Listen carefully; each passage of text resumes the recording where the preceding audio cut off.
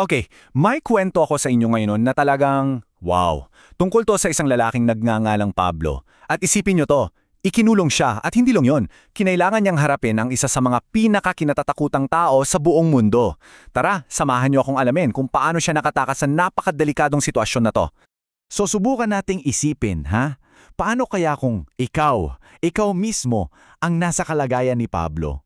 Kailangan mong harapin ang isang, kumbaga, super villain na sobrang lakas at kinatatakutan ng lahat. Ano kayang gagawin mo? Nakakatakot, di ba? Sige, simulan na natin yung kwento. Ang unang eksena, si Pablo, isang bilanggo sa pinakasentro ng kapangyarihan sa Roma. Dito talaga nagsimula ang lahat ng mabibigat na pagsubok para sa kanya. Alam nyo, sa loob ng 2 taon na yun, hindi naman siya nasa isang madilim at nakakatakot na kulungan. Nung una, medyo okay pa nga eh. Ang kaso, may nararamdaman siyang kakaiba. Para bang, may paparating na bagyo. Unti-unti nararamdaman niyang may magbabago at hindi ito maganda. At eto na nga, dito na nagsimulang uminit ang sitwasyon. Yung una niyang bantay na mabait at patas, bigla siyang pinalitan.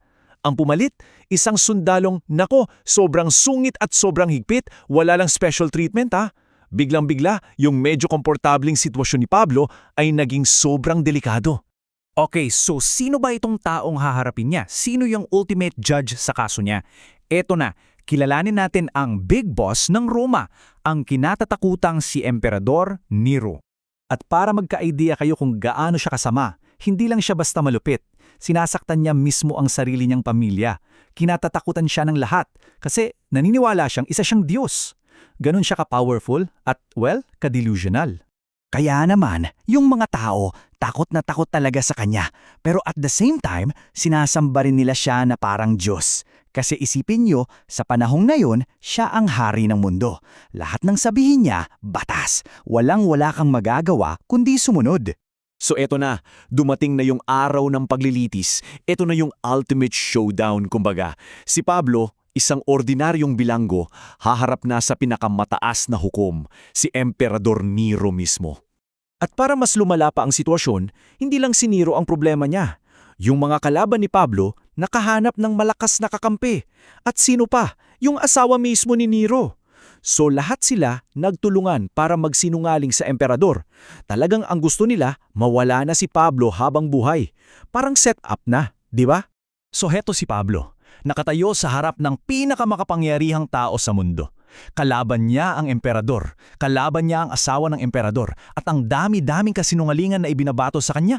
Ang tanong, eto na ba? Eto na ba ang katapos ng kwento para kay Pablo?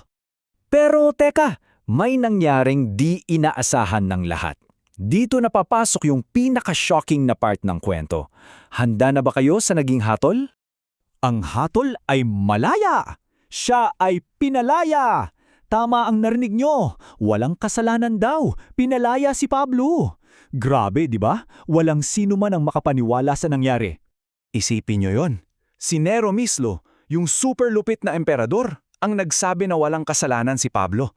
Parang isang himala, biglang tinanggal ang mga kadena niya at sa wakas, pagkatapos ng 2 taon, malaya na ulit si Pablo. Pero alam nyo, hindi lang yung paglaya niya ang amazing dito, sobrang swerte niya. Kasi kung yung paglilitis sa kanya ay nangyari 1 taon lang na mas late, nasa mas matinding panganib sana siya. Bakit kamo? Dahil may isang malaking sakuna na malapit nang mangyari sa Roma. Okay, tingnan natin yung timeline para mas maintindihan natin kung gaano siya kaswerte. Nung taon ng paglilitis niya, pinalaya siya at umanis agad ng Roma. Tapos, yung sumunod na taon, boom! Isang dambuhalang sunog ang tumupok sa halos kalahati ng Roma. At syempre, para malinis ang pangalan niya, naghanap ng sisihin, si Nero. At sino ang tinuro niya? Ang mga Kristiyano. At dahil sa malaking kasinungalinganan na yon ni Nero, libu-libong mga inosenteng tao, lalaki, babae, kahit mga bata ang dinakip at pinatay sa napakalupit na paraan. Napakasaklap. Pero si Pablo, mabuti na lang, sa mga panaong yun, malayo na siya, nakaligtas siya. So malaya na si Pablo, nakaligtas siya sa isang tiyak na kamatayan. Ang tanong, anong ginawa niya sa kanyang bagong kalayaan? Nagpahinga na ba siya? Hindi.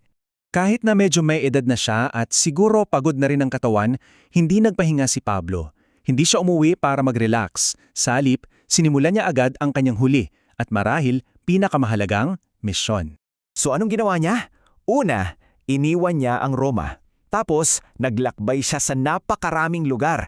Pinuntahan niya yung mga simbahan para palakasin ang kanilang pananampalataya. Para kasing alam niyang may darating na mabibigat na pagsubok para sa mga mananampalataya. Kaya inihanda niya sila para maging matatag. Grabe yung kwento ni Pablo, ano? Mula sa pagiging bilanggo, sa pagharap sa pinakamalupit na emperador, hanggang sa milagrong paglaya niya. Pinapakita lang nito na kahit gaano ka-imposible o kadilimang sitwasyon, pwedeng magkaroon ng pag-asa. At ang tanong ko para sa inyo ngayon, ang kwento ni Pablo ay tungkol sa pananampalataya na nagtagumpay laban sa takot. Kayo, pag natatakot kayo, ano ang nagbibigay sa inyo ng lakas?